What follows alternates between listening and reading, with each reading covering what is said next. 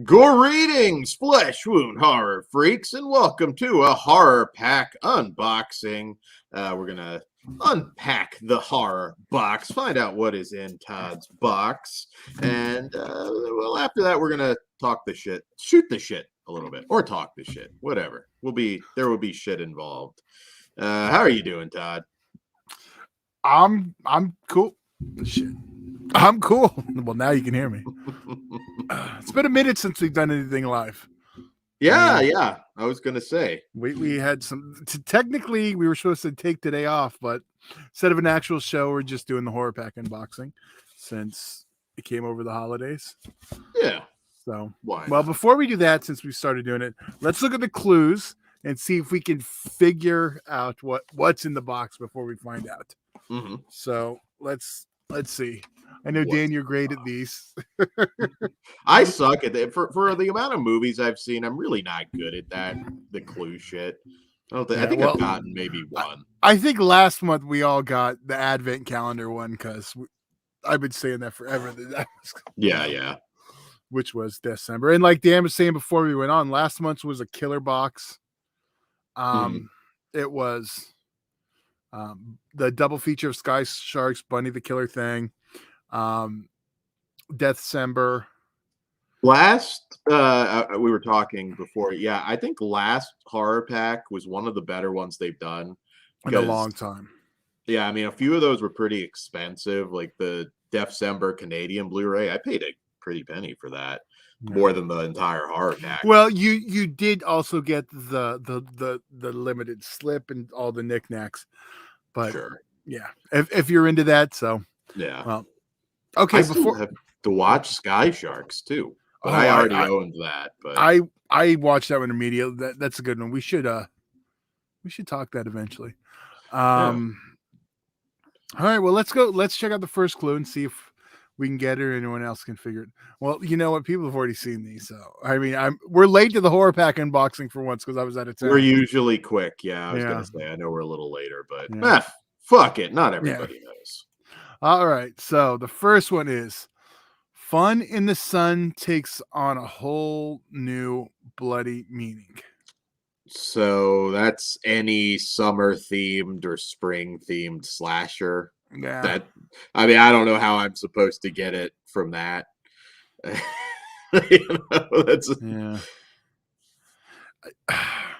It's hard to tell because sometimes you'll get something like a Final Girls, like an old Sony title thrown in there, or sometimes you'll have something like super small you wouldn't even guess. You know, we always think Raven Banner, but the one thing that would make people flip. What? Well, make me flip it. Like Aqua Slash. Oh yes, we reviewed that forever ago, and I liked it. Although the movie is all just one big kill. Yeah, it really is, but it builds up to it. Yeah, I rewatched because I did grab the German Blu-ray. Yeah. So, all right. Well, that's my guess on that one. So, if so, that would have to be the exclusive if it was. All right, let's check out hint number 2. Okay, well, I already guessed this one. Just another violent day at the office. I mean, is it anything other than Mayhem or we already got Belko Experiment, so it has to be Mayhem. That's what I'm thinking. Yeah, that seems like something they would throw in there for sure. Is that RLJ? Yeah. I mean, there's some other office themed. Nether Beast Incorporated is one, but I kind of doubt that. But there's some older, lesser known office themed horror movies that Headhunter, I think, is another one. But yeah, I'd say more likely that's Mayhem. All right. Well, I might get my second one ever on this test. Hey, let's see. Let's see if we'll get a third. All right. An unexpected guest plays a key role in revenge. I don't even know on this one. The guest. Yeah, I mean that's just literally anything. A home invasion. Well, not necessarily home invasion. I'm assuming invited guest. Now, I will say hate crime. on Blu-ray would be sweet, but I'm assuming it's not that. I've never seen an unearthed title in here, but it would absolutely. Yeah, that's why I doubt it. But all right, let's go with the last one. There are rules there are rules to how these things work. Yeah, obviously I'm not the best at Yeah. Huh. If any of you guys are tempted to get HorrorPack, our code below, HorrorPack Haunted Castle, or click the link in the description. All Get right. $3 off. You do. All right, I guess I'll open this thing. Yeah, let's open it. I don't think I have any other intelligent guesses. I already forgot what half of them were. I wonder, well, Severance is a great... Oh, it's not really office themed, but it's, you know... It could fall in there. Yeah, Company Retreat. Severance is great if you guys haven't seen that. Dan, keep an eye on the chat because I'm going to be, not focusing on it. All right, so let's make me... where's the damn... There we go. Okay. So Dan gets to be a little head.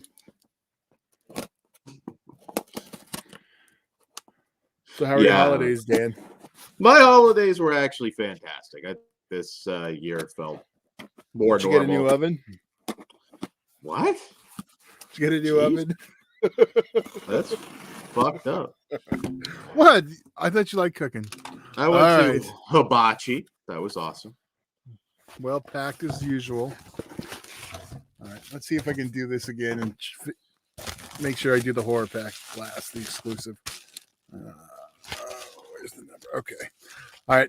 Well, here we go. Here's the first one. I feel a slip. All right. It is. Oh wow! I wasn't expecting scare package. No, nice. That's. I like that movie. I thought it was a lot of. Yeah. And if you don't already have it, that's cool. Now, which one would this be? I mean, he worked at a video store. Hold on. Should I pull him back up? Oh shit! Well, that doesn't look. Well, you can eliminate me, I guess. But. There are rules to how these things work. Yeah, I think that's where that would have factored in. I like that movie. I'm trying to remember specifics. All right. Well, scare package. I mean, yeah, we all really enjoyed this one. So, all right. Let's see what's next. Did you already have it on Blu-ray or did you wait? Yeah, I did. Yeah, that seemed like the giveaway. Yeah, and I had this one on 4K, so it's 2 for 2 so far. But yeah, oh yeah, that is true. I have it on 4K too. Yeah. All right. We did all like this one though too. So if you don't have these, so far it's a good pair of films. Samara Weaving is one of those actresses. I mean, I haven't loved everything she was in, but I will go out of my way to see something with her in it. I think she's really good. All right, we're burning through these quick. Okay, the third one. And stick around, we will be chatting a bit. Shed. Good vampire movie. Which I haven't seen, so there you go. All right. Yeah. I can't shit on some of the pack stuff just because I have it. I mean, this is solid so far. And it's not a movie everybody has. So that's what I was gonna say. So this one is another one. Well, let's see. This is always what the deal breaker is for me, the exclusive. So let's see. Hopefully it's not I don't know. Let's just see. Here we go. There we go. Oh, yeah. I have the original release. So same here. Well, again, another one. If you don't, this is a really cool, addition. Well, I'm assuming the original Blu-ray sold out, right? I'm not sure. So this might be it's one that they could have repressed. So, but yeah, no, and I really like this one. Yeah, it's a fun, like low budget slasher. Yeah, I wonder if the extras are ported over. I'm not even sure.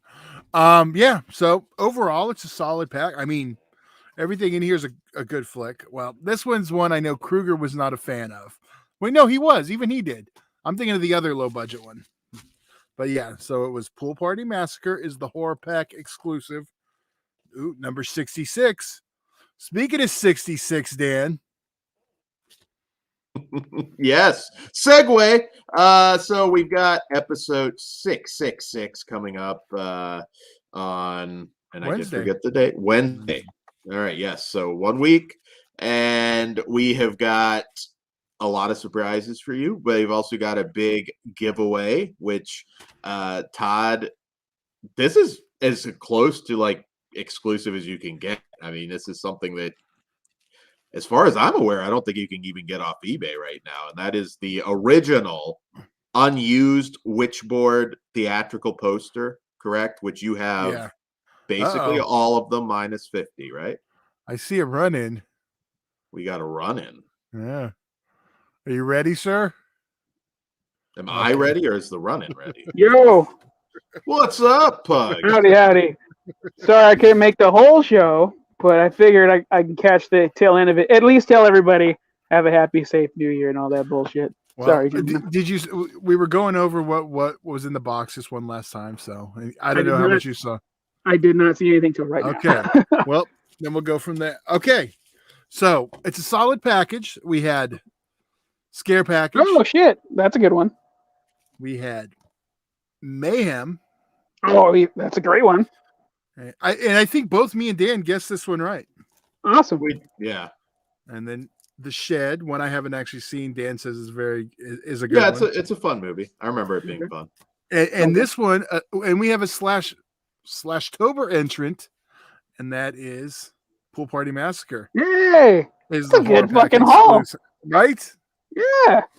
But that's again tough for me because I have everything in that package, so and that's hard. the risk. You're a weirdo, so. How did this fucking angle? Shit. I'm at my normal station, as you can tell. Yeah. All right, here, let's see Howard the Duck in the background. Goddamn right. Which one? Which post? I have the. Do you have the advanced one too? The egg. Yeah. Yeah, but that one's not hung up. Well, that one is that the home video one or the theatrical? No, this Coming one? to Earth. No, yeah, I can see it's the theatrical. Yeah, but I do have the VHS one over there, the long one. Yeah. Love Sorry, that. nerding out about Howard the Duck. You know, since I got it here, I'm gonna. It's a bonus unboxing, I guess. It's the Orbit DVD. I got my package, but let's check out how their packaging is. I'm making an Orbit DVD order soon. Well, let's see. This is three Blu-rays. I mean, already it's in a box. Looks good. Hold on.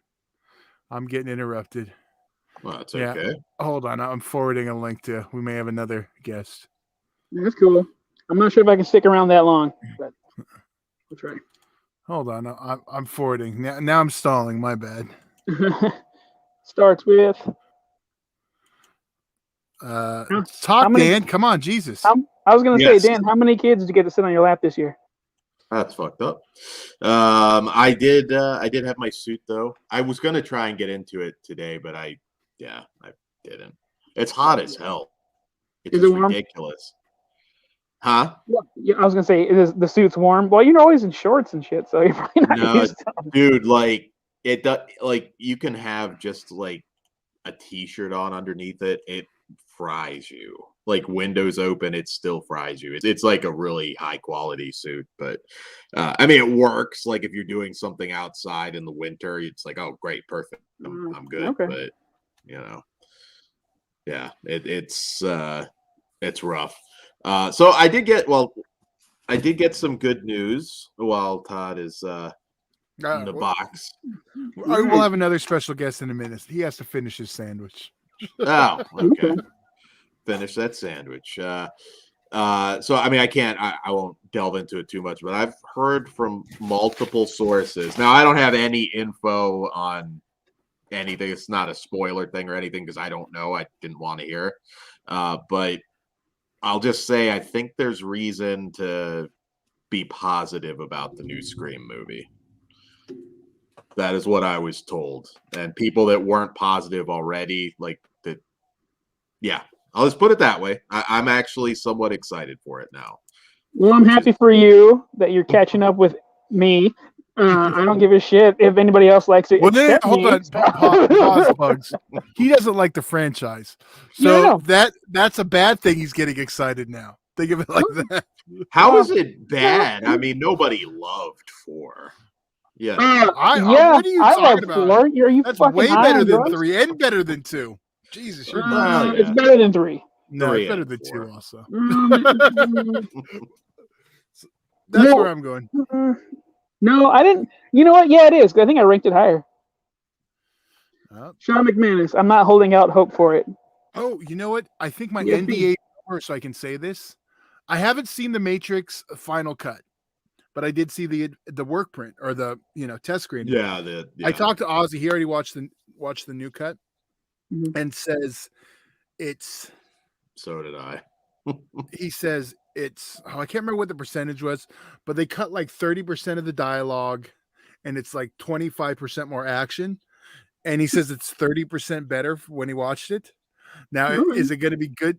Dan, you can't make that face. You didn't see the other cut. No, I didn't see the other cut. But I thought I did see the final cut, and I still think it's.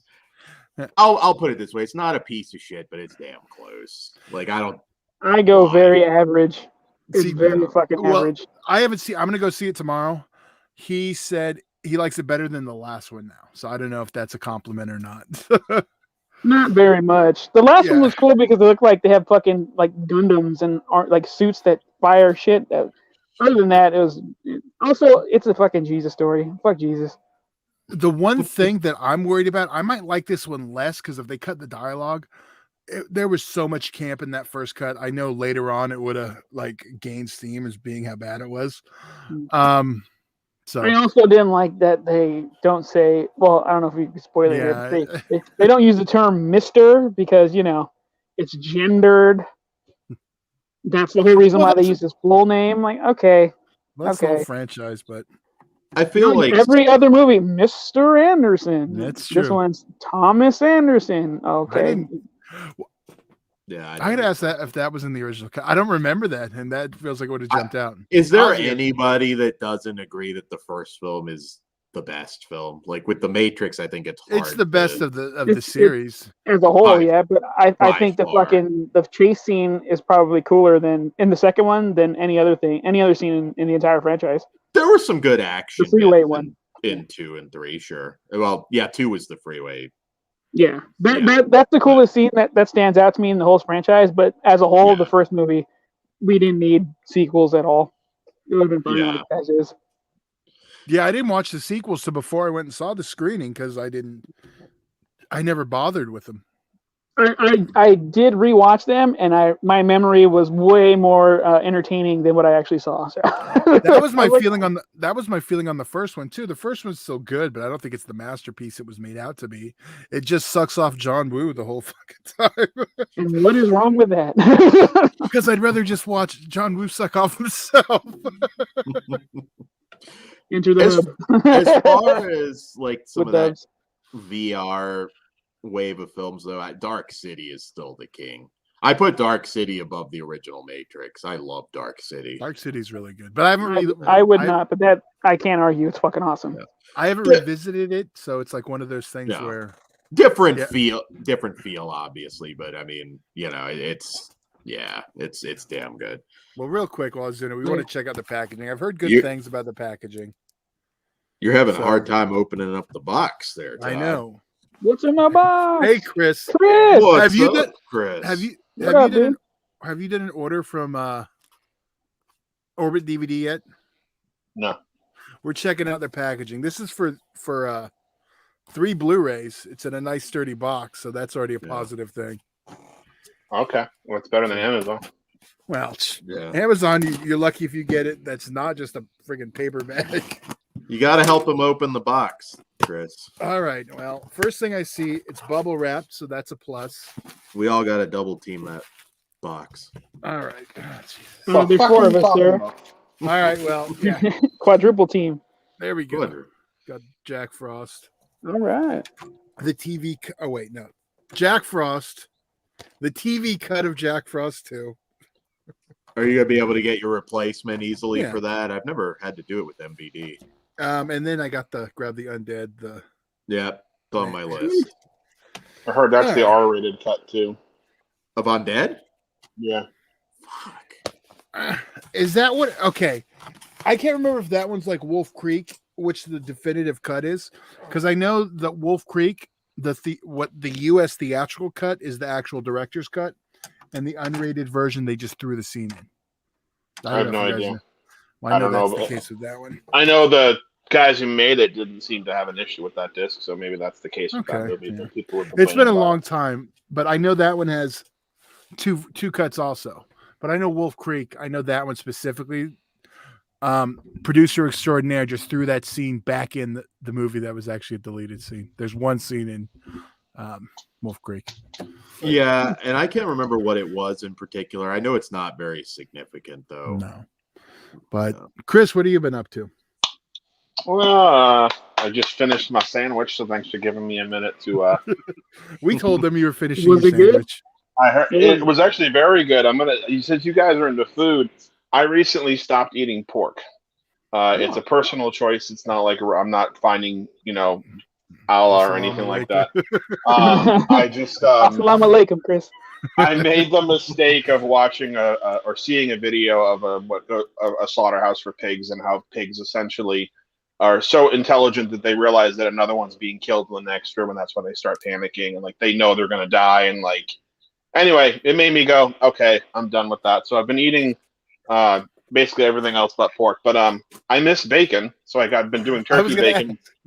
I've been doing turkey bacon, which is great, but I really wanted an egg sandwich, and the two things I only ever had on egg sandwiches were ham or bacon. So I was like, fuck, what the hell am I going to put on this thing?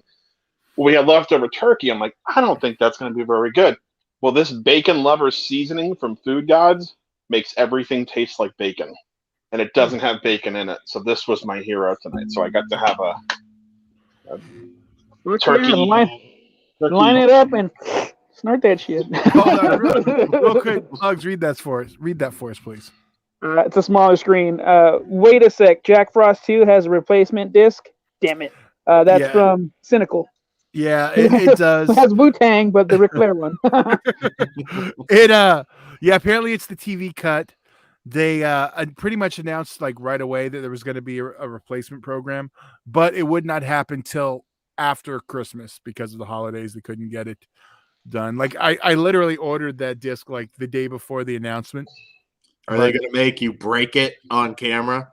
The disc? The MVD, which they've always they have had one before with Lionheart. So, but you know what? No matter how many times they've sent it, it still sucks. So, not a fan of the movie, huh? Jean-Claude Van There we Damme go. is fucking awesome. Right, we still have to have that debate. There we go. I just I still want to see you guys go at it with that. So the other thing I recently for Christmas, speaking of Christmas, I'm the only idiot that asked for Laserdiscs for Christmas, but I did. That's right. And I got this one, which is the can you guys see it? Yeah. Japanese Day of the Dead. So one of the I just thought, hey, this is cool, whatever. So I popped it in the other day. I don't know if it says actually it does.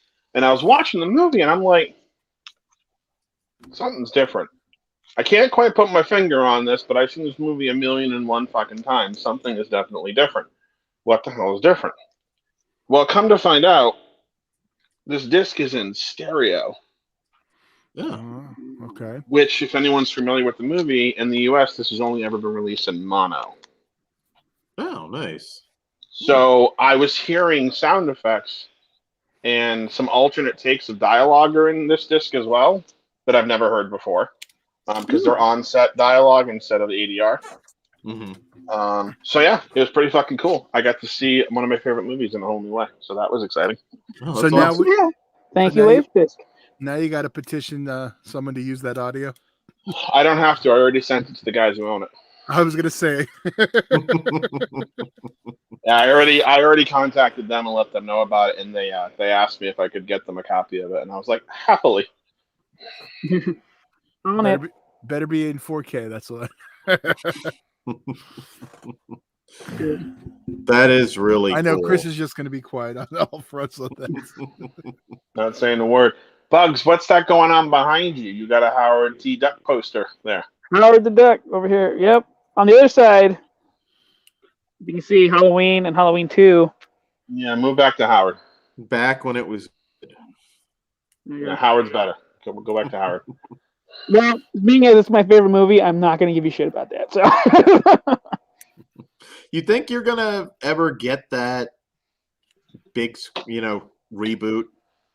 I think they're talking about doing a show with animated show with Seth Green or whatever. I don't know. I hope so. Howard the Duck's fucking awesome. Everyone needs to catch up. I want a direct sequel. Fuck all that. I want that too. I want both. Give me everything. You want Leah Thompson and Howard the Duck with like mutant duckling babies. Yes. I am still mad Bring from it childhood that we never got the Howard the Duck merchandise. I wanted like a Howard the Duck. Still mad about that. I remember as a child having a very distinct dream. I went to KB Toys and they had like a 16-inch like plush Howard with a rubber head. And I woke up so mad it wasn't real. You can just get the actor. I mean, Pugs, you got the hookup. Not anymore. You don't like me. Chris, did he try to get with you when you turned him down?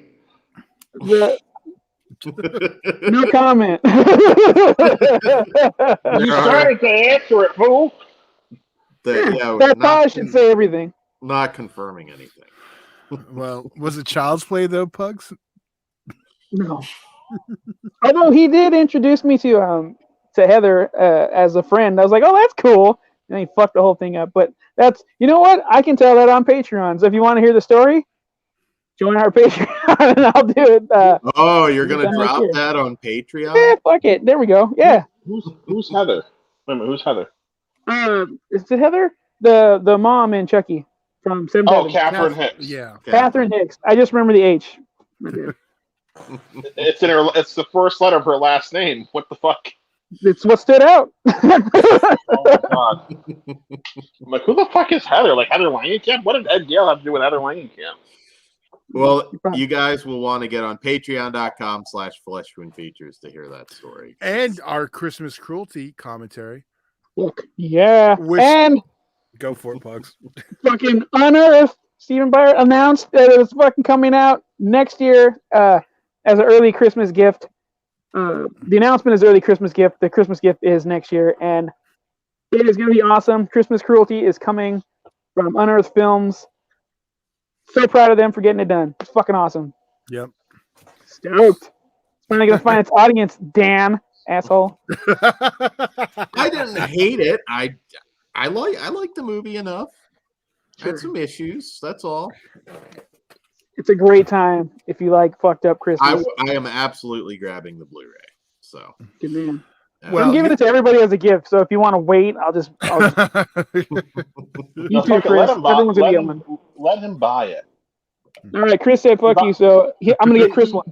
He buys everything else. Let him buy that. I mean, shit. I've been a little bit better than normal lately. I actually think the last couple months I bought more books than. So instead of buying 60 Blu-rays a month, you buy. I'm better. Progress. I think we just got a special request, and I think we need to make this happen for Patreon. Pugs, would you please read this one? Sean McManus, Dan got to do Candyman 2021 commentary. I think that's a good idea. That's going to cost you a lot more than $1 for me to watch. We're going to finally hear him drop the hard end. Great. Not going to happen. Not going to happen. Oh, yeah, Pugs is black. That's why he can say that. So there you go. But you didn't say it, so I didn't really need to say that. You just pointing out the obvious here? I'm stoked for this Patreon story that you're going to reveal because Howard the I'm Duck. excited to talk Candyman. Sean, just give me like $100. You know what? You can insert a nail in my toe. We did Black Christmas 2019. We could easily do Candyman. That's far worse than I don't think I can even joke through Candyman and make it fun. You know what? You can't because a certain reason. I'm going to make him so red. It's going to be awesome. That's I was in the middle on Candyman, Chris. You're a big fan of it, right? I liked it. Yeah, I thought it was good. Yeah. Oh, I thought it was fine. I think it's the best thing Jordan Peele's done. Yeah, I liked it. It had his name attached to.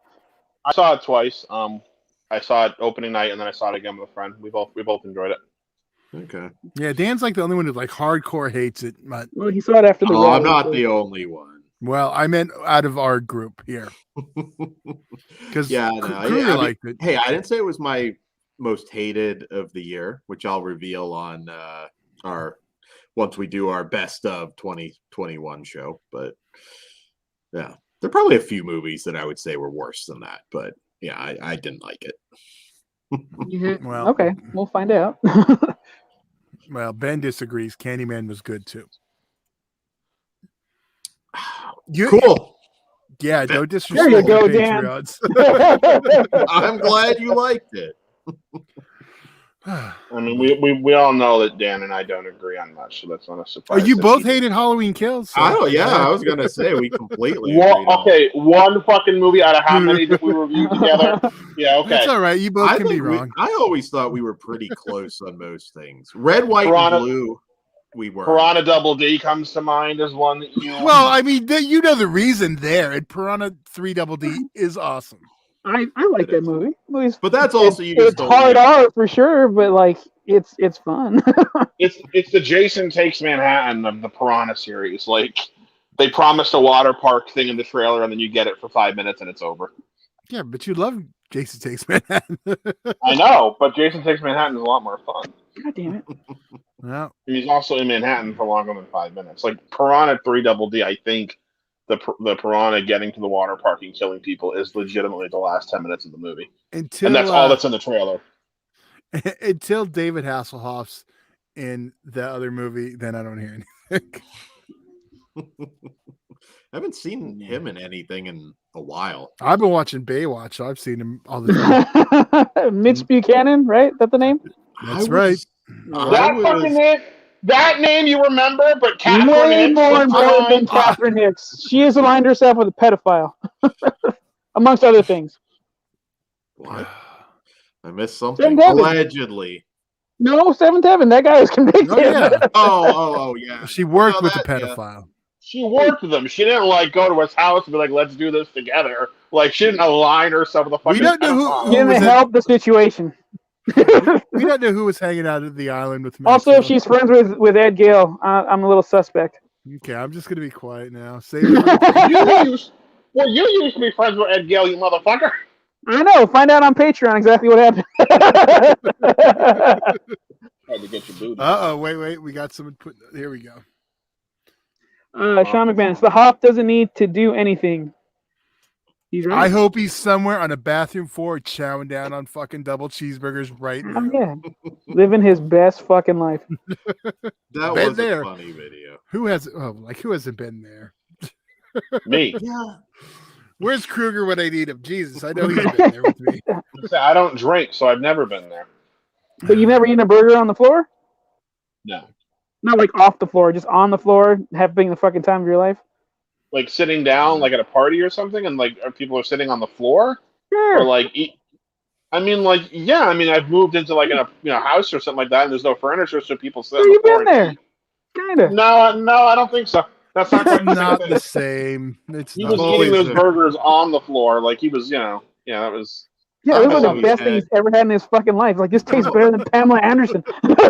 Ooh, well, it looked like it. You won't catch anything. Well, you're more likely to catch. Well, maybe she's like X-Pac now. Who knows? There you go. I can't believe her anywhere in a while. But what, yeah, Chris? anyways. Nothing. Upcoming releases. Is anybody else? I'm still on the fence, and I'm gonna have to decide next week, depending what Vinegar Syndrome announces. That full horror set. I want it, but I don't know. $200. What do you have to decide next week? All the hot PRs. No, it's already out through Severin, but I'm gonna get it on Amazon because I can hit it with a few gift cards. So 4 weeks or whatever it is, and then pull the trigger if you got gift cards. Hell yeah. No, well, that's not what Dan means. I'm saying I'm going to pay it off a little at a time before it comes out. Speaking of which, I did because I got gift cards for Christmas, so I used some of it towards the Ghostbusters set, which I'm really excited for. Chris, I know you have to be. with some of Yeah, the no. extras. Well, the inclusion of that rough cut of the first movie was that alarm bell went off for me when I saw that. So I was like, "Oh, that's cool." And then part 2 having the TV version, And and Did part it one have a so also pre-order has already? the it's part on 1 does Amazon. too. Yeah. I Yeah. gotta go do that once I get off here. And part 2 also had some more deleted scenes, and same thing with part 1. That's going to be cool. So I think the deleted scenes are the same ones that are on the last release, but they haven't been there's on any supposed to other. be new ones. And new ones. Okay. Yeah. Because I know it's 2 discs now for the special features versus 1. Yeah, on the unless last end. because the way that it was worded to me was there's going to be new deleted scenes, unless they meant that rough cut version is going to have stuff that isn't included as a feature. But they also said for part 2 there was some stuff that didn't make it onto the disc that was supposed to be included. There's never been a lot on 2. I mean, the last set had probably the most. Yeah, 2 gets a lot of flack. I mean, that's because it's a shitty movie. I don't think it's a shitty movie at all. It's fine. I mean, 2 is not. It's not the first movie, but I mean, honestly, I think it's fine. I mean, it's no 2016. I like that one too. There's not a single Ghostbusters movies that I've seen. I'm not, but I'd rather watch 2016. I agree. It's 2 is like way down there. It's my least favorite of the franchise. After the cartoons too. I prefer the cast in 2 as a whole, but I think you could make a pretty good case that 2016 is the better movie. And I'm not saying it's great, but I don't know. You watch those back to back. Kate McKinnon, I fucking loved. I thought, like, take her and put her, like, you want something from that movie to keep it, I don't know, within the canon. Put her in some new Ghostbusters movie. I'm good. The only thing I will say, which I do, I'm also one that doesn't hate 2016. The one thing that I think is better in 2016, which I say every time, the Ecto one. I love the Cadillac, the 80s Cadillac hearse as the new Ecto one. So fucking beautiful. Yeah, I think what they should have done with 2016 was, because they shot that movie in Boston, and it's very obviously Boston. Like, even if you're not from Boston and you've never been to New York or Boston, you can look at that movie and go, "This isn't New York." It doesn't look or feel anything like New York does in any other movie, because most of the time, most places don't substitute Boston for New York because Boston looks nothing like New York. They usually go to Vancouver, or I think Chicago sub for Boston for New York now and again. But anyway, they should have had it take place in Boston, and that way, that movie really could have coexisted alongside the original films in a way, and it could have been like a side story. The best way I can describe it. That way, eventually, they could have brought these 2 worlds together, because I think that would have been a cool thing for them to do. But with that one being a remake of sorts, it's going to be difficult for them to pull that off. Because of course, you have the original cast coming in with cameos, not playing the characters they played in the original film, so it's separate from that. And I like the 2016 version a lot. They could do that, yeah. Bring that back, Todd. Oh, okay. Daily Ghost. I have some photos on the set of 2016. Lived in Boston at that time. Right on. Nice. I had a friend who's in 2016. He's an extra in it. He's a fireman, and he was supposed to be on set for a week, and he was there for 4.5 weeks. Oh. And they worked so much and got so many fines from the union because they worked through lunches, which is a big union no-no, that he paid off his car. Oh, wow. That's how much money he made as an extra on Ghostbusters, that he was able to pay off his car. And, oh my God, the producers must have been so pissed. Yeah, you'd be surprised how good you can do, like, if you get like an extended run. That shit's strict. It's good money. Yeah. Before I forget, Ben Grimm said that Afterlife's going to make his top 5 for sure. That's the newer one, right? Yeah. Yeah. I had some issues, but overall, I enjoyed it. You gotta go. I gotta go. So good talking to y'all. Cool. Happy New Year and everything. Right. And talk to you soon. I'll say later, guys. Later. I liked Afterlife. I thought Afterlife was fine. I didn't think it was perfect by any means, but I enjoyed it. I think people now should have like the old cast out of their system. I thought I should learn her name, but the actress that played the daughter, I thought she was great. Like, I thought she really carried a good chunk of that movie. Oh, she did fantastic. She was Yeah. my favorite part of that movie. No, why are you gonna sit there and lie to us, Chris? We know what your favorite part of the movie is. Okay, yeah. My favorite part of the movie were those fucking mini marshmallows. Oh my god. Okay, she was my favorite actress in the movie. Okay, there we go.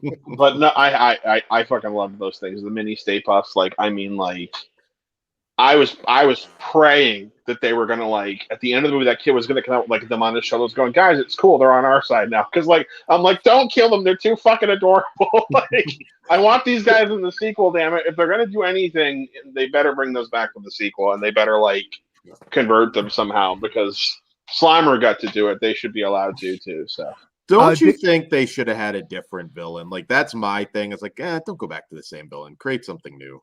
That's like my only little gripe. It's not a huge gripe. I think it's good, especially if we're going to go in a new story after we kind of like wrapping up the original series.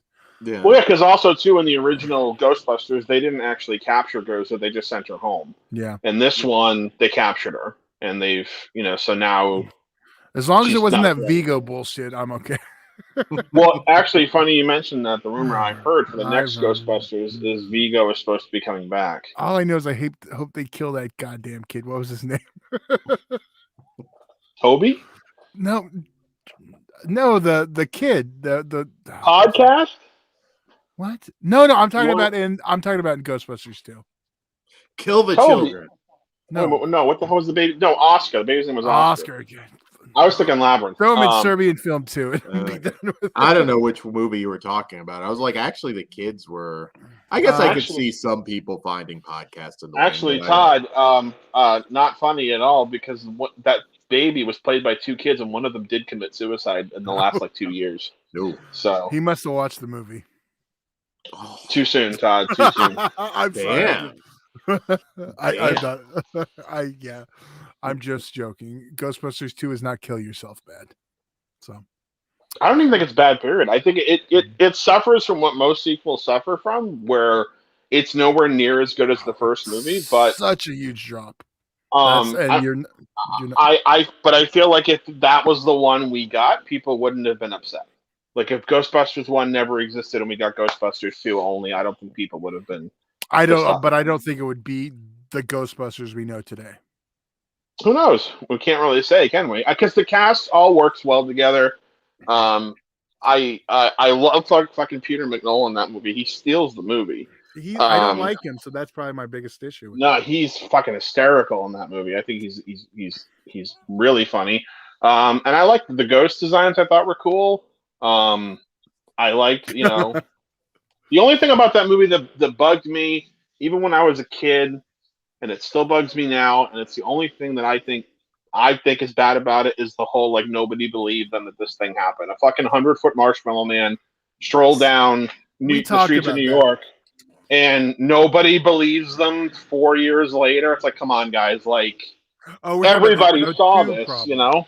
They had the problem with that for Afterlife, but the Afterlife, I had no issue with that. I'm not saying I'm not entertained by the movie, but yeah, it was kind of an issue. I know. Well, Afterlife, it wasn't that no one believed them anymore. They actually said in the movie that the problem was they got too good at their jobs. They caught all the ghosts, or the ghosts that they were causing a problem, so nobody needed them anymore. The evil kind of went away, but it went somewhere else. Is kind of what I got from that, because he even says that they felt like we got too good at our job, and there was no need for us anymore. Do you think they kind of made the Harold Ramis character a bit of an asshole in a way? Because, like, looking at it, I was like, I don't know. I'm not seeing, like, I get how you explain it, but I'm not seeing a reason why you couldn't have kept contact. Like, hey, don't come here, but that doesn't mean you can't go to them. Well, no, he left because they didn't believe him. They thought it was over, and they thought he was crazy, so he took off to go fight the big bad by himself. No, I'm talking his family, just the daughter and everything. Well, he abandoned them. I mean, he abandoned them, essentially. I mean, he left them in New York City to fend for themselves, and any child whose parent abandons them, they don't go looking for them fondly. If their mother is telling them, your father abandoned us, if they go to looking for their father, they're not looking for their dad with the intent to reconnect, because they have, gushy memories. They're going to find them to find out why they were abandoned, and they're usually not too happy about it. So I think that makes perfect sense. That part of the movie didn't bother me. The only thing that I think Afterlife that made me kind of go was they relied a little too heavily on the nostalgia angle. Like the movie kind of lost its identity because of it. But the stuff that the movie does on its own, I think it did really, really well. So it kind of outshines it. But I didn't like that the scene where the town's being taken over by the ghost lasted for 30 seconds. And that sheriff that pops into the movie that you think is going to be a character because he's, kind of the Walter Peck sets him up for that. And he's gone. You never see or hear from him again. And it's just like, well, wait, this is someone's father. Like, I don't know. There was a couple of things that I felt like they were setting them up for payoffs and they never paid them off. I feel like there was more footage with Bokeem Woodbine that probably ended up on the cutting room floor, because it feels like that. But unfortunately, that scene he's in, you can't really cut him out. So we kind of important for that. But it feels like there is more to his character. What's funny is when I saw 2016, where they after the concert, I think it's the concert. I can't remember if that's the scene, but they basically, the three are in the Ghostbusters main headquarters, and the other girl, Erin, she's by herself in her apartment in like her bathrobe. When I saw that, I'm like, something happened here because they're separated now, and this doesn't make sense why they would be. And of course, there is a deleted chunk of the movie where she decides she's not going to be a Ghostbuster anymore, and she's going to walk away, and yada yada. So, I in a way, like, that's kind of a blessing and a curse for me, because I can watch a movie and go, there's definitely something missing here, rather than everyone else who kind of looks past it and doesn't realize it. But then when I'm right, I'm like, okay, well, here it is, and there's something missing here. And that's kind of what I feel like with this one, was there was stuff that they had intentions to pay off or do, but in a 2-hour movie, they were probably like, this is stuff we don't need, so let's cut it out. But I watched the original Ghostbusters today, actually, so it's funny we're bringing that up. And one of the things that I was talking to a friend of mine about the other day is some of the best villains in horror in movie history are villains that don't think they're the villain. They think what they're doing is the right thing, and the in their mind they're doing the good thing. And Walter Peck is that character. All villains. Walter Peck is that character. Yeah. Yeah, that's what I think is a good villain. But Walter Peck is 100% that guy who thinks that what he's doing is the right thing to do. He thinks they're poisoning the planet, and so he's trying to stop them. He's not like, I want to fucking make New York hell on earth. I want to stop these guys from dripping their nuclear waste into our water or into our earth, and yada yada yada. I'm like, holy fuck! Like, so Walter Peck's actually kind of one of the best villains in that movie, because he doesn't realize he is the villain, and even when like they're arguing with him, it's like he never gets like twirls his mustache like he's going to take over the world. He's just trying to stop them from doing what he thinks is wrong. So I'm like, look at that. So anyway, yay, Walter Peck. There we go. We endorse him. Dan loves his pecker. I'm not touching that. What are you guys? He hears a lot. That's fucked up.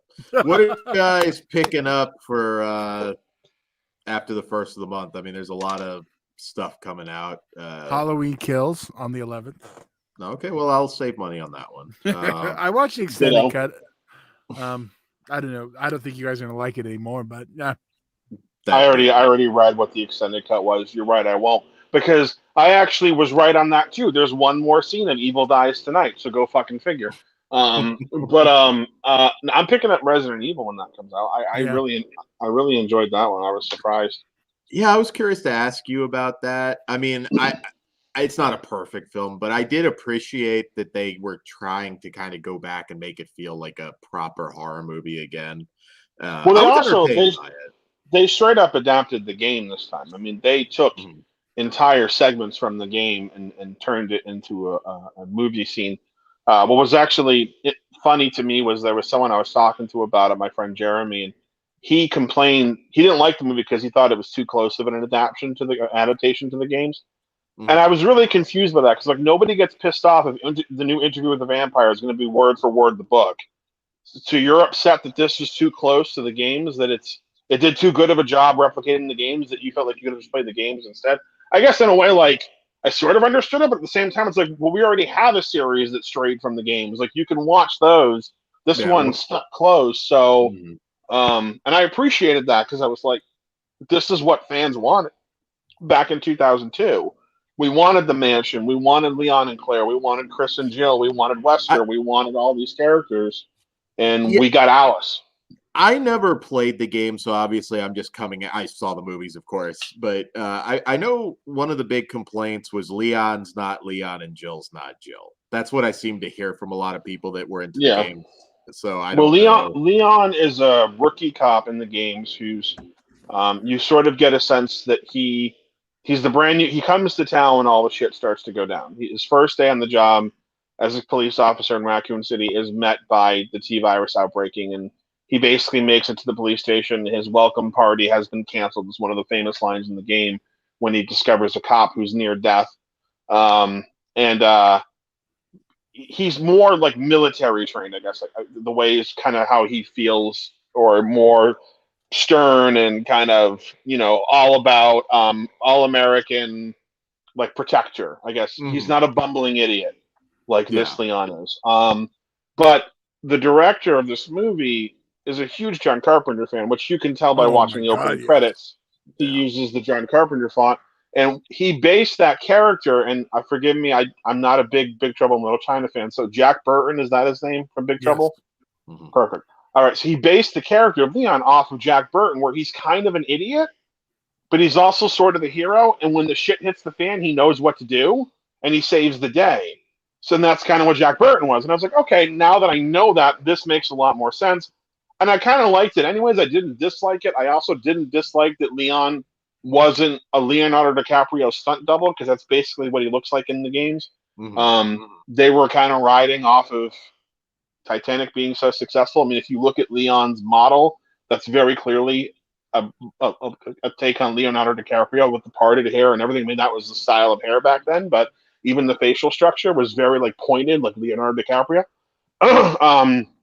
So I didn't mind that was different. I also didn't mind that Jill was different. I'm like, it gave it a nice mix-up that I thought worked. I mean, they did a Jill Valentine who looked like Jill in Resident Evil Apocalypse, and she was fine. The actress was fine, but the character wasn't, and it's just like, this character was more like the Jill from the game. She was, than the character in the previous movies was. So I was fine with that. Like, Wesker was different. Wesker was more, again, like the twirling the mustache type of villain.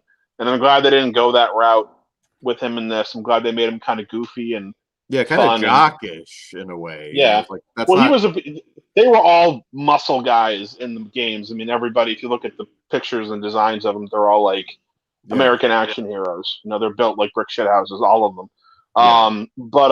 So that wasn't a surprise, but they kind of made him a goofy, lovable character who doesn't ever really become a villain. I think that bothered people because he is one of the main.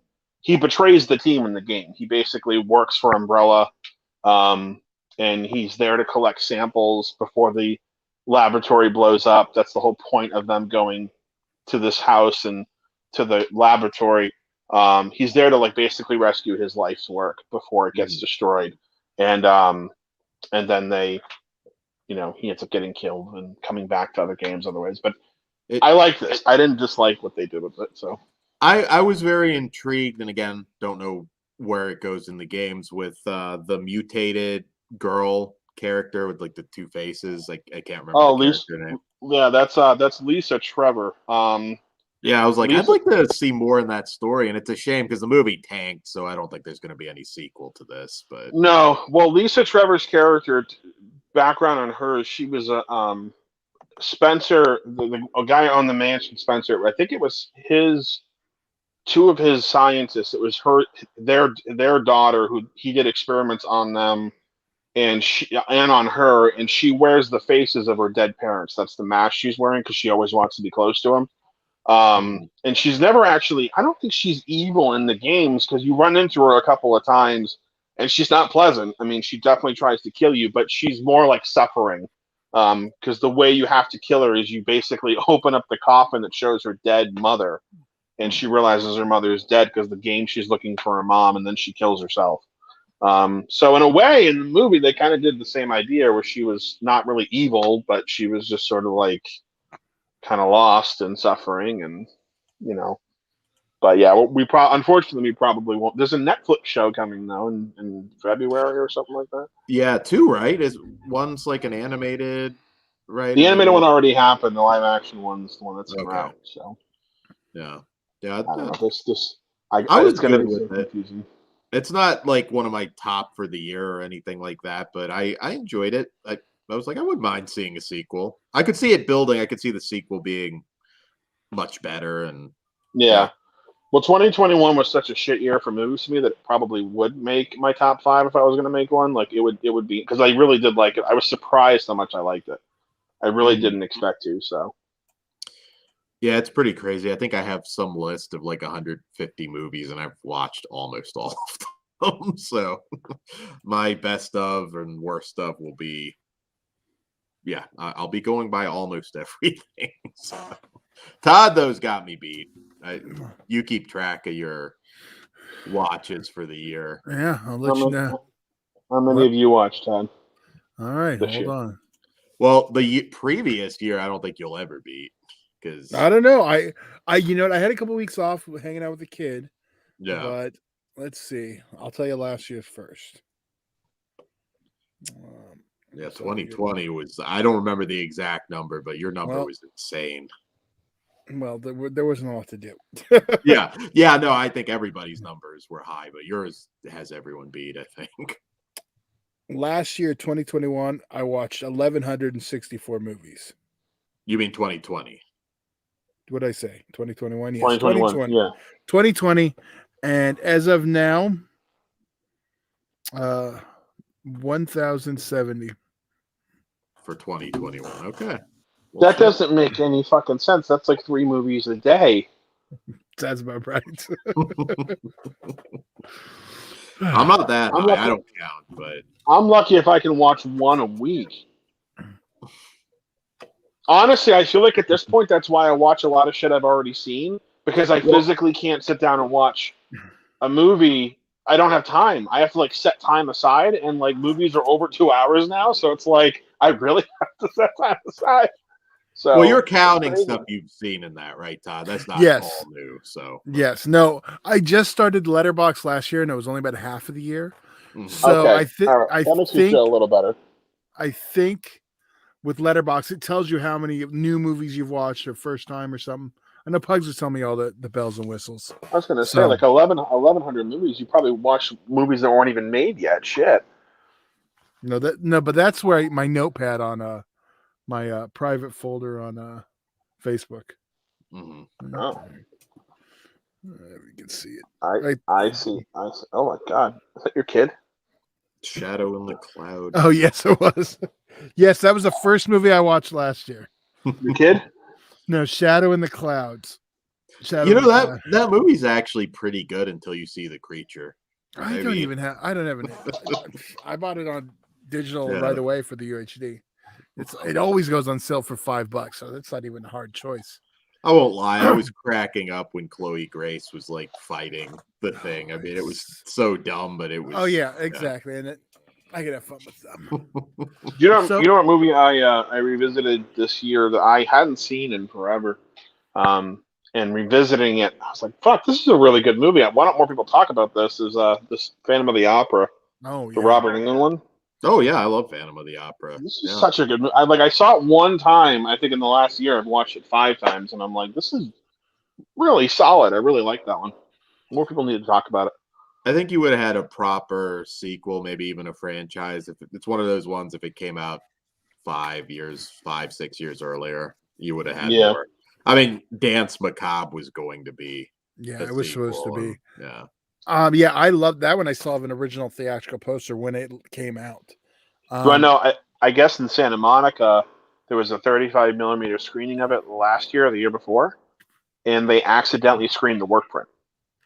Ooh. Oh, wow. Which apparently had some of that cut footage on it and like a subplot in the movie that was cut. So oh shit! To be at that screening, holy crap! Hopefully someone someone better puts out that Blu-ray. I let some people know, so the right people know about it at least. So I have a question for you guys because like I was trying to figure this out. Okay, so we know Severn and Arrow are both putting out Don't Go in the House. There's only one disc difference, like one thing different, because they have all the same like featurettes, all 3 cuts of the film, but the Arrow one has a 3rd disc that has, hold on.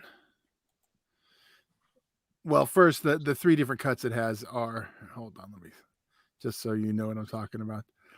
The 3 different cuts it has is the theatrical cut, the alternate TV cut, and the integral cut, which combines all the footage. And that's on the 7 release. All the featurettes are the same. And then for the extras, because there is a 3rd disc on the Arrow, and that one has it has the high definition presentation of the theatrical cut that's open matte. Well, actually, it has both. It has the widescreen one and then the open matte with everything exposed. And then it has cinema mode. Watch the film with a recreation of the opening cinema program from the early 80s. And the last one is, which is just, something to throw on there, the VHS mode, where you can watch the Video Nasty VHS release, either uncut or the censored cut. So they're just VHS rips on there. So that's like the difference. Like, are those worth importing it? What do you think? I'm not gonna pay more, to be honest. I'm good. I'm not gonna buy that twice. I like the movie. It's just, well, you're gonna have to buy it twice either way, Dan. Well, if you want the uncut version. Yeah. So I don't know, because you have the last one. But that wasn't my question, Dan. My question was, is that content? Because you're not even region free, so it doesn't even matter for you. Okay, so are you asking? Is that which release should you buy? Is that what you're asking us? Is that enough to get the Arrow one over the Severn one? What's the price difference? 18 pounds. Basically, if you're going retail, they're about the same. Okay.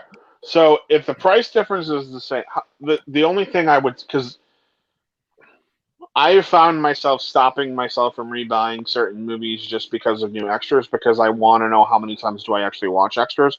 Not very much. Right. The only time I tend to spring for stuff now is if the transfer is new. That's when I'm like, okay, new transfer, I'm in. Ghostbusters is probably the rare exception of that, because it's a different cut of the movie that's going to be included. So I'm like, yes, I want that. Also, a new transfer on that too.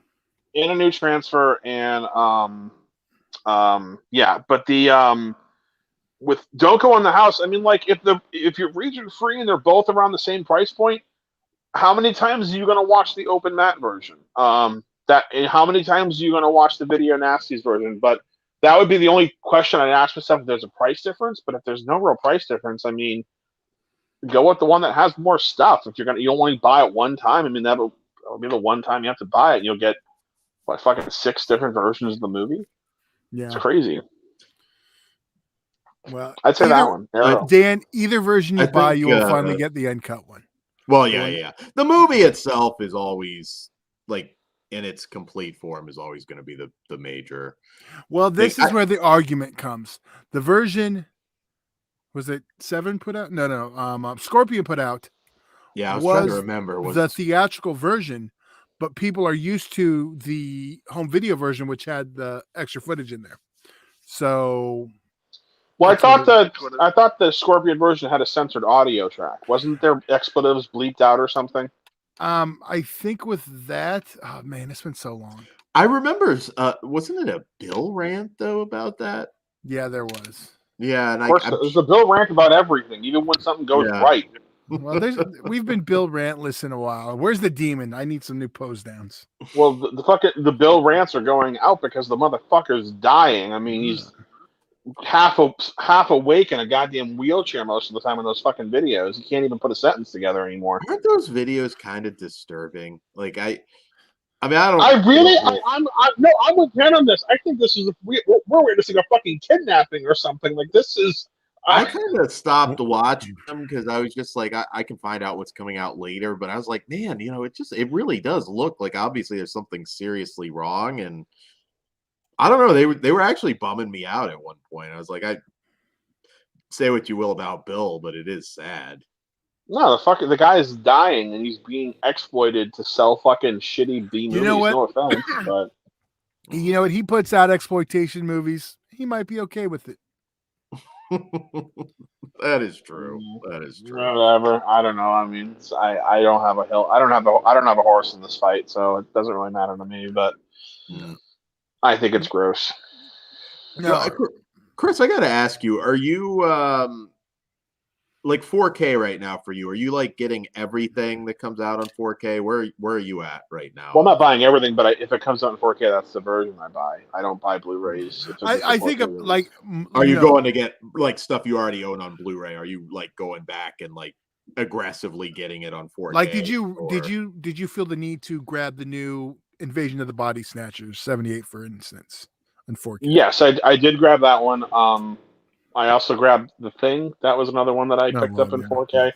I'm not grabbing everything because I didn't grab Inglourious Bastards, even though that was on sale. It was only $10 for a while. I should have grabbed it, but Misery. I didn't. I didn't grab Misery. No, because Misery is one of those ones. Because what I try to do with 4K is my mindset is this movie visually appealing enough to justify the upgrade? Am I going to watch this wanting to see 4K detail to justify spending the extra money? And if I even kind of am a little in on it, then I wait. I'm not like not buying them, but I'm not jumping like I was from Blu-ray, like DVD to Blu-ray. When something came out on Blu-ray, I didn't wait. I immediately bought. Yeah, but like because also too, like in the instance of The Fog that came out in 4K, the Blu-ray actually ends up being better because that master is so dark. Yes. So the 4K version actually is pretty unwatchable for me, and I kind of wait to hear what people are saying first before I make the leap on some of them, because there have been some with issues. But that one comes with the Blu-ray also. It's the older cut of the one that's not super dark. Yeah, but still, like, you buy it for the 4K. You don't buy it to get into the Blu-ray. Oh, no, I agree with that. I'm just saying, yeah, at least you can watch that. Yeah, I mean, I had the Screen Factory Blu-ray, so that's, that was already, I wasn't getting rid of it. But, yeah, there haven't been a lot that I've made the leap for. It's really just truly a matter of, is this visually going to be something I'm going to want to sit down and watch in 4K to justify spending the money? Because some of them, I mean, what the fuck was it? Was it Well, if you do want Misery, it's only $20 on 4K right now. It was 20, yeah, but it wasn't Roger Rabbit. There was one that came out in 4K. It was $15.90 for like a day. But there was something that came out in 4K that was like $40. That's a lot now. We finally have Laserdisc prices. There we go. And I remember, and I thought, like, no, it's not worth it for that. What the fuck was it? It was an older movie that was being repressed. Was it from a boutique label or a studio? No, I think it was from a studio label. It could have been a Disney title. Whatever it was, at the end of the day, I made the decision not to buy it again. And the price hasn't dropped. Like, the price hasn't, on this particular title, I haven't seen it go down yet. Enough where I can be like, okay, now it's worth picking up. But yeah, I mean, there's some like, do I need to upgrade Escape from LA? Well, yes. It's a fun, really goofy film, but I don't know. I'm kind of like, okay, I've got it on Blu-ray. It depends. I mean, I'm still buying more 4K than the average Joe, but same thing. Like, I actually saw Inglourious Bastards too, but I was like, $10 is still $10, and I have it on Blu-ray. So yeah, I was the same on that one. I didn't feel the need. There was a few $10 ones I picked up, like Black Friday. That wasn't one of them for me either. Yeah, even at $10. Yeah, well, Black Friday was weird this year, anyways. But I there were a few things I got, but yeah, I don't know. I didn't go nuts on Black Friday. We're all maturing. No, I didn't even get anything from Severin or Vinegar Syndrome, honestly. Like there were a couple of things from them that I was like Vinegar Syndrome, especially. Like there were a couple titles. I was like, yeah, I'll pick those up eventually, but I wasn't like, I wasn't dying to get my hands on it. We're not maturing that much. Yeah, I I think mean, Todd and I both had big. I had to go down and pick those Severin ones up, so just so we could get the jump on it. Because I don't know if you saw. Yeah, we literally had the Black Friday releases for Severin on Black Friday. We showed them all off. I'm pretty sure we had the first, like at least YouTube reviews for those. I didn't see anybody at that point. Yeah, I will say one thing. I will say, Creature. I don't know if you're a fan of that movie or not, but that looks amazing. It's like the theatrical cut looks amazing. Let's do it. Not the Titan Fine cut looks okay, but the Creature cut. Yeah. The Creature cut is amazing, which I do prefer that cut anyway. So I know some people. It's like you're seeing the movie for the first time. I thought that looked excellent. Yeah, and I'm not gonna. I'll leave the star out of that one. Well, have you watched Spencer yet, Chris? No, I haven't seen that. You should. It's really good. Director's cuts don't automatically mean better movie, and I really wish people would get that mindset out of their heads, because we've been shown time and time again a director's cut does not mean that the movie's better. It just means that this is what the director thought was proper, and sometimes those producers do know what they're talking about. For every Aliens or Terminator 2, there is the 40-year-old virgin or the new guy. I'm using comedies. Legend. There you go. The director's cut of Legend, a lot of people don't really prefer to the theatrical, and one of those things that we talked about forever ago, and no disrespect to these guys, they clearly had a rough time making this movie, but Spookies was one that I interviewed one of the writers and producers and one of the directors about their original cut of the film. And when you watch Spookies, it's a fun movie. It's great. It's a lot of fun. It's a blast from start to finish. But if you took out all the stuff that the other guy made, or woman, it was a woman, I think, the stuff the other woman shot, it's not that great. Like, the acting is not great. The effects are okay. Like, they're really rubbery, which is fun, but, like, they're not groundbreaking or anything. So it's like, would that movie have been better if they had been able to do what they wanted to do? Or is it better because someone else took it and basically turned it into two separate movies? Oh, we'll never know. Yeah. But, like, looking at it, it's like, they might have been on the right track to fuck with this one a little bit. Who knows? A producer can be right. I mean, like, I Spit on Your Grave, Deja Vu. Perfect example of like somebody like, hey, this is ridiculous. This is way too long. There's unnecessary. Well, that's what you get to do when you write, produce, and direct, finance the movie. Yeah, that you can do whatever. You get a great revenge film, the length of Endgame, which automatically seems like I should love that movie, but it needs about an hour cut out of it. Oh, dude, like Deja Vu. Like, I couldn't believe that. I was like, man, you've made movies before. Why are we focusing just these random shots on these bushes? I mean, he's not talking about lady bushes. He's talking no, and I'm talking literal bushes. Like, just cut that shit out. I mean, it's so weird, but it's crying for a fan edit. Yeah. I'm not saying that there's a great. I'm saying a tight 90-minute movie, and I will stick by it. Will make that much more enjoyable. Maybe not great, but it would. I think it could be good. Passable. Yeah, I would grant you that. I think honestly the remake was leagues better than Deja Vu. I thought the remake was actually pretty good. Minus the 4K looks great. I know we didn't really formally review it, but I have it. I haven't gotten to pop it in yet.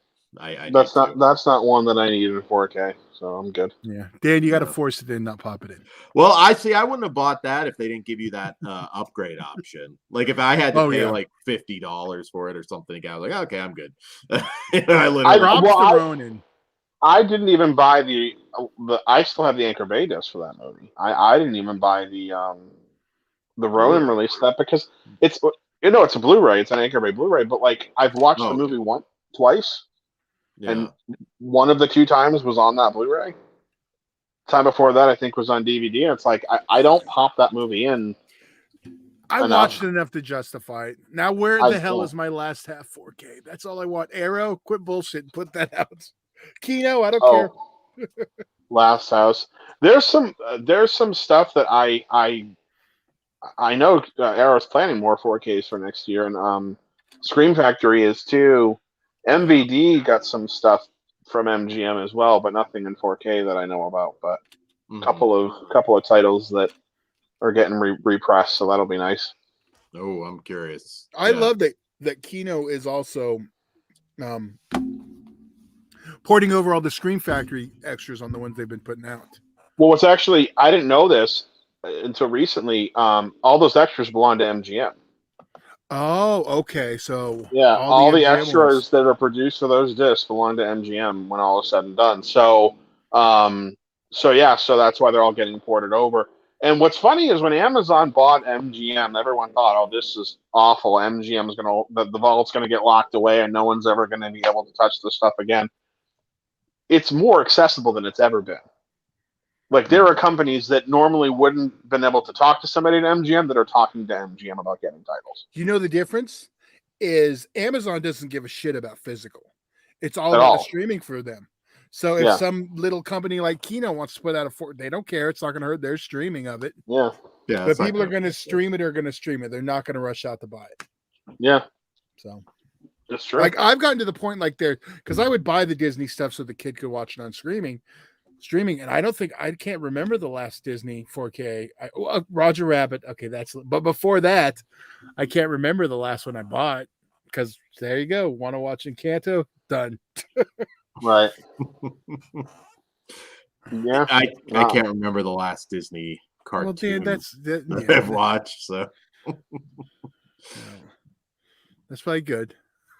So I've shit on a lot of new speaking of streaming Disney shows, but real quick, let me just say this. Okay, no, go for it. I'm stopping. I think the new Lost in Space is actually really, really good on Netflix. We've shit on a lot of streaming shows lately, me in particular, but I actually think Lost in Space is a ton of fun, and not enough people talk about it. So I don't really watch that many Netflix shows other than the true crime stuff. Well, a lot and Stranger Things and Glow, but and Karate Kid. This Cobra Kai, sir. Cobra Kai. That's right. I'm sorry. I'm the only person on planet Earth that hasn't watched Cobra Kai yet, it seems. Yeah. I was going to say something. I can't even remember now. You don't watch Netflix shows. No, it was before that, Daniel. I was going to say something else. Well, watch Lost in Space. It was the Disney thing. Okay, everyone's heard about what is it? Escape from Tomorrow that was shot at Disney World and Disneyland, like undercover. Oh yes. I just found another one. It's called The Further Adventures of Walt's Frozen Head. So yeah, that's how do you do that with Disney? Like, Disney will like fucking Disney sues people at nurseries for drawing their characters. You know why they didn't? Literally. You know why they didn't? Because they saw what happened to SeaWorld after the Blackfish thing, like literally right before that other one came out. All it did was draw attention to it and made more people see it. How many people talked about Escape from Tomorrow? Not a lot. To be honest, it did. I mean, I do think that's a movie you should sit down and watch because how the fuck does this exist? I haven't watched it, and because I found the Walt's Head one, I think I'm going to do an enhanced double feature because I know the Escape from Tomorrow is about his guy's descent into madness. So, see, you live too close to the Magic Kingdom, Todd. You might burn it down after watching that shit. No. I do not live by the Magic Kingdom. I live by Disneyland. The happiest place on earth. The Magic Kingdom is the Florida theme park. Oh, okay. Well, whatever. Sorry. You can still burn Disneyland down. The happiest place on earth. Well, yeah, I wouldn't do that, though. I always thought they would have the filmmakers behind Florida Project killed. Oh, well, no, they allowed that. Which I did finally get in 4K. I guess, it's not really criticizing the park itself, but I wouldn't think they'd love the ending to that. In a way, I mean, unless they did steal the ending, I honestly don't know. I just assumed it was like I've never heard anything that it was shot guerrilla style. But yeah, I finally finished my my A24 Florida trilogy. I finally finished off the 4K and got Florida Project in 4K. So. Oh shit! I There didn't you know go. physical of that. No, not a physical. I paid the $5 for the digital. Oh, okay. Yeah, I Yeah, like. no. Did you guys see that someone's been uploading Tales from the Crypt episodes in 4K on YouTube that they use that AI 4K upscaler to create? I did not, but I've played with the AI upscalers. Honestly, go check those out. They're really fucking impressive. They're not perfect, but it's like the one thing I lot. notice is and I haven't seen this one, but when I tried it, I actually tried it with Repossessed. I noticed there's a slight bit of ghosting for some reason when it's enhanced. Just a slight. Watch these because I don't know what this guy is doing, but he's genuinely going through. I don't know if he's doing them scene by scene or section by section, so that doesn't happen. But looking at these transfers, you would be like, nah, he got a film print scan. There's no, because like there's colors there that aren't in the standard definition versions that are popping now that are like just not there. So I'm like, that's the AI that definitely does that. All right, I'm going to look at one now. I'm gonna have to check this out. There was a channel that's existed like forever that's uploaded Tales from the Crypt, but nothing. I'm surprised that Warner Brothers hasn't stopped him or taken any episodes down. But he uploads like 1 or 2 a month. YouTube's bizarre. Like there's some that like seem to get away with it, and then there's others like, I mean, if you even play like a second of audio and it's like boom down. Yeah. Well, that's because the audio is easier for it to catch. Yeah. I have to watch this on the TV because this looks. I can see the Black Crush, so I need to see it on TV. Well, make sure the quality on your computer is on 4K. I switched it. I did, but I still think I need to see it on the projected. Yeah, I uploaded my my scan of the Take On Me video on YouTube, and it wasn't even 30 seconds. It was within seconds of that video being done. They were like, you can't, copyright strike immediately. I actually appealed it as a fair use thing. It got approved. The video was up there for like 2 years, and then all of a sudden, one day I got an email that it was pulled down due to copyright, and I was like, "Wait a minute!" But I already went through this with you guys. No, that just means that just means they finally got to it. Yeah, 2 years. Yeah. There's certain things that have been up like 15 years, and it's like, okay, there must be like some sort of grandfathered in rule. Yeah, I know, because things can just get pulled whenever. Yeah. It's like with the music stuff, it's because the algorithm, like if it's in like one of the databases, it immediately hears it and flags it. Yeah. So not necessarily that you can't use it. Sometimes you'll get ads on your video. Some will be like no, and that's actually the same with video too. Sometimes I've noticed on Farce. Sometimes we'll get the notice for some of the trailers we play. So, but it's not a strike. It's just. Well, what's weird is trailers are technically supposed to be usable by everybody. They are. That's the thing. Mm-hmm. That's the part of the law is that you can use clips from a trailer in anything because it's being used in public to advertise the film by the distributor. So, because we've run into that before too. So, but that also goes into YouTube's algorithm. Yeah. So, I know I've gotten trailers directly from the director, but YouTube detects that there's a clip of the song that's like in there, and it's even though it's been cleared and stuff, it's still like flagging. Oh, this has da. So yeah, right. It's not perfect. It's weird. It's very weird. Well, I was getting flagged on Facebook for spam for posting. I was watching a movie. I was like, really? And then it kept doing it over and over and over. Like I'd be like, okay, I'm watching this. Yeah, and it would just flag me. Like, what the? Well, I did a live stream on last year on Halloween night on midnight. No, it was Friday night at midnight for so it was in Halloween of a double feature I edited together of Trick or Treat and Night of the Demons. And Trick or Treat, like I said, those rights have always been kind of messy. Things are getting straightened out, from my understanding, finally. But Night of the Demons, as you guys know, I'm friendly with the guys who own that movie. And I asked their permission to play the movie on my Facebook page for free. I told them what it was, what I was doing. No one was paying any money. It wasn't, it was only, no one could download it. It was just a stream thing. They sent me an email. They were totally fine with it. They didn't care. They said, "That's great. Have fun. We hope hope it works out." Trick or Treat played perfectly. Like nothing happened. There was no your video. And I thought that one was going to get hit with a copyright strike because A, I didn't get permission. Sorry. And B, the music. I'm like, there's definitely gonna something's gonna flag on this, but I'm gonna try it anyways. And I played it. Nothing happened. Night of the Demons. Midway through the movie, Bauhaus comes on. All of a sudden, copyright thing pops up. Your video has been flagged for copyright infringement and has been removed. And I'm like, the one I got permission for is the one that's getting fucked with? Are you kidding me? So weird. Yeah. There's no clear answers for anything on. No. I'm getting hit from Facebook for cracking over a cold one from years ago. But on that note, guys, it's getting kind of late. Yeah. Absolutely. Well, real quick, one time before we go, we'll show off what was in the horror pack. So if you were late to the party.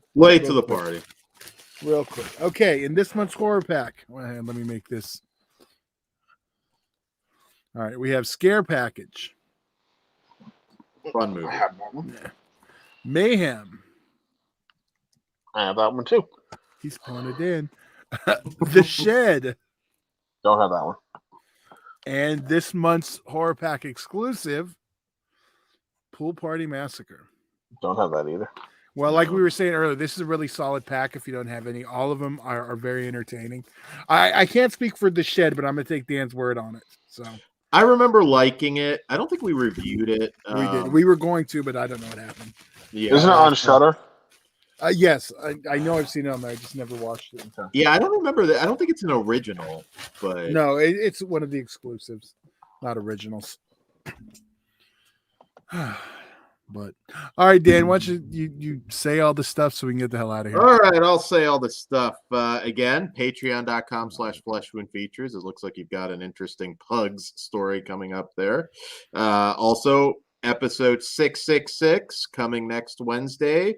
We'll have some giveaways. That'll be a big one, so you won't want to miss that. We'll also at some point have our best of 2021. We'll at some point cover some of the stuff we missed in 2021 as well. So keep an eye out for all of that good stuff.